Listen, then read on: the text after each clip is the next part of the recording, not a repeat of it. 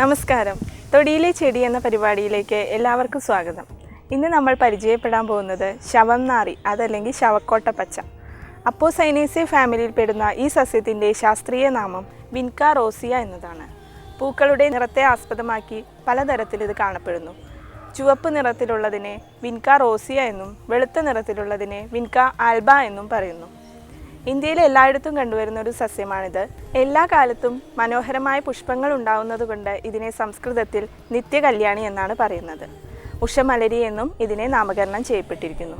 മനോഹരമായ പുഷ്പങ്ങൾ ഉള്ളത് കാരണം ഇത് പൂന്തോട്ടങ്ങളിൽ നട്ടുവളർത്തുന്നുണ്ട്. പ്രധാനമായും തമിഴ്നാട്ടിലാണ് ഇത് കൂടുതലായി കൃഷി ചെയ്യുന്നത്. ഏകദേശം ഒരു മീറ്ററോളം ഉയരത്തിൽ വളരുന്ന ഒരു നിത്യഹരിത സസ്യമാണിത്. ഇതിൻ്റെ ഇലകൾ ഏകദേശം 5 സെൻറ്റിമീറ്ററോളം നീളത്തിൽ, ഉപരിഭാഗം നല്ല മിനുസമുള്ള കടും പച്ച നിറത്തിലാണ് കാണപ്പെടുന്നത്. പൂക്കൾ പലതരത്തിലുണ്ട്. ചുവപ്പ്, വെള്ള, റോസ് എന്നീ പലതരത്തിൽ ഇത് കാണപ്പെടുന്നു. ഇതിൻ്റെ പൂക്കൾ 5 ഇതളുകളോട് കൂടിയതാണ്. ഫലം നേർത്തതാണ്, സിലിണ്ടറാകൃതിയിലാണ് കാണപ്പെടുന്നത്. അതിൽ ധാരാളം വിത്തുകൾ അടങ്ങിയിരിക്കുന്നു. ഇല, വേര് തുടങ്ങിയവയാണ് ഇതിൻ്റെ ഔഷധയോഗ്യ ഭാഗങ്ങൾ. സെർപ്പൻറ്റൈൻ, അജ്മാലിൻ, റിസർപ്പിൻ തുടങ്ങിയ ആൽക്കലോയിഡുകൾ ഇതിൽ അടങ്ങിയിട്ടുണ്ട്. രക്തസമ്മർദ്ദത്തെ കുറയ്ക്കാൻ സഹായിക്കുന്ന സെർപ്പൻറ്റിൻ എന്ന ആൽക്കലോയിഡ് ഇതിൽ അടങ്ങിയിട്ടുണ്ട്. അതുപോലെ പ്രമേഹത്തിന് ഇത് വളരെ കാലമായി ഉപയോഗിച്ചു വരുന്ന ഒരു ഔഷധം കൂടിയാണിത്. അതുപോലെ തന്നെ ക്യാൻസർ ചികിത്സയിൽ അതീവ ഫലപ്രദമായ ഘടകങ്ങൾ ഉള്ളതായിട്ട് ഇന്നത്തെ കാലത്ത് ഇത് കണ്ടുപിടിച്ചിട്ടുണ്ട്. ഈ 3 രോഗങ്ങളെയും പ്രധാനമായും രക്തസമ്മർദ്ദം, പ്രമേഹം, ക്യാൻസർ തുടങ്ങിയ രോഗങ്ങളെ ചികിത്സിക്കാൻ സഹായിക്കുന്ന ഈ ഔഷധം ഭാവിയിൽ ഒരു മൃതസഞ്ജീവനിയായി മാറുമെന്ന് നമുക്ക് പ്രത്യാശിക്കാം. ഇതിൻ്റെ കൂടുതൽ ഔഷധ ഗുണങ്ങളെക്കുറിച്ച് ഞങ്ങളുടെ ആചാര്യൻ ഡോക്ടർ CM ശ്രീകൃഷ്ണൻ നിങ്ങളോട് വിശദീകരിക്കുന്നതാണ്.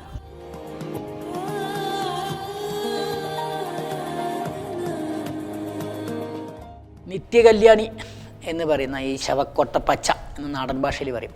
എൻ്റെ പേര് നിത്യകല്യാണി എന്ന് പറയും. അതായത് നിത്യകല്യാണി, എന്നും യൗവനാവസ്ഥയിൽ നിൽക്കുന്ന ചെടി എന്നർത്ഥം. അത് ഏത് സമയത്തും അതിൻ്റെ പൂവ് നല്ല ഫ്രഷായിട്ടുള്ള പൂവായിരിക്കും. അതിൻ്റെ ഏത് സമയം, വേനൽക്കാലമായാലും വർഷക്കാലമായാലും വേണ്ടില്ല, അത് നിൽക്കുന്നതിന് ഒരു ഭംഗിയുണ്ട്. അതൊരു ഗാർഡൻ ചെടിയാണ്, അതേസമയം അത്ഭുതമായൊരു ഔഷധ സസ്യമാണ്. പ്രധാനപ്പെട്ട അതിൻ്റെ ഉപയോഗം 3 എണ്ണത്തിലാണ്. ഒന്ന്, അർബുദത്തിന് ഇത് ഏറ്റവും ഫലപ്രദമായൊരു ചെടിയാണ്. അതേപോലെ പ്രമേഹത്തിന്, മൂന്നാമതായിട്ട് രക്തസമ്മർദ്ദം. അതിൽ ഈ റിസർപ്പിൻ എന്ന് പറഞ്ഞൊരു ആൽക്കലോയിഡ് ഉണ്ട്. ഈ നിത്യകല്യാണിയിൽ നിന്നാണ് ഈ റിസർപ്പിൻ എന്ന ആൽക്കലോയിഡ് എടുത്തിട്ടാണ് BPക്കുള്ള ഗുളിക ഉണ്ടാക്കുന്നത്. പക്ഷേ ആയുർവേദത്തിൽ അതിൻ്റെ ഈ സമൂലം അതിൻ്റെ സ്വരസം എടുത്തിട്ട് തേൻ ചേർത്ത് 2 നേരം കൊടുത്തു കഴിഞ്ഞാൽ ഈ പ്രമേഹവും അതുപോലെ പ്രഷറും വളരെയധികം കുറയും. പ്രമേഹത്തിന് അതുപോലെ ഇതിൻ്റെ കൂടെ തന്നെ വേറെ 2-3 നെല്ലിക്കയും കൂടി ചേർക്കും, അല്ലെങ്കിൽ അതുപോലെ ഏകനായകം കൂടി ചേർക്കാറുണ്ട്. പക്ഷേ ഇത് മാത്രം കൊടുത്താലും നല്ല ഫലമുണ്ട്. അതുപോലെ ഇത് ഉണക്കി പൊടിച്ച പൊടിയാക്കി വെക്കും. ഈ ഉണക്കി പൊടിച്ച പൊടിയാക്കി വെച്ചിട്ട് അത് ചൂടുവെള്ളത്തിൽ കലക്കിയിട്ട് അല്ലെങ്കിൽ അതിട്ട് വെള്ളം തിളപ്പിച്ച് കുടിച്ചു കഴിഞ്ഞാൽ ഈ പ്രമേഹത്തിൽ ഉണ്ടാകുന്ന ഈ ഗ്ലൂക്കോസിൻ്റെ അളവ് പെട്ടെന്ന് തന്നെ കുറയും. പിന്നെ ഈ പണ്ടുകാലം മുതൽ തന്നെ അർബുദാന്തക ആയിട്ടുണ്ടാകുന്ന എല്ലാ യോഗത്തിലും ചേർക്കുന്ന ഒരു ഔഷധമാണ് ഈ നിത്യകല്യാണി.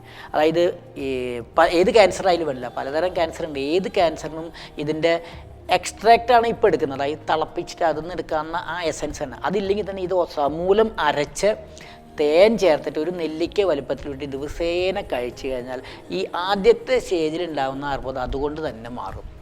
കുറച്ച് അഡ്വാൻസ് ആയാലും ഇപ്പോൾ കീമോതെറാപ്പിയൊക്കെ ചെയ്ത് കഴിഞ്ഞിട്ടുള്ള ആൾക്കാർക്കും ഇത് കൊടുത്തു കഴിഞ്ഞാൽ, ഇപ്പോൾ ഈ നിത്യകല്യാണി എന്ന് പറയുന്നത് ഈ സെല്ലിനെ ഒരു പുനർനവീകരിക്കുന്ന ഒരു ഗുണമുണ്ട്. ഇതിൽ എനർജി, നല്ല എനർജിയാണ്. അത് ആ എനർജി ധാരാളം കൊടുത്ത് ഏത് ഭാഗത്താണോ ക്യാൻസർ ഉണ്ടായി നശിച്ച മറ്റുള്ള കോശങ്ങളെ നല്ല രീതിയിൽ പുഷ്ടിപ്പെടുത്താനുള്ള ഒരു ഗുണം ഇതിനുണ്ട്.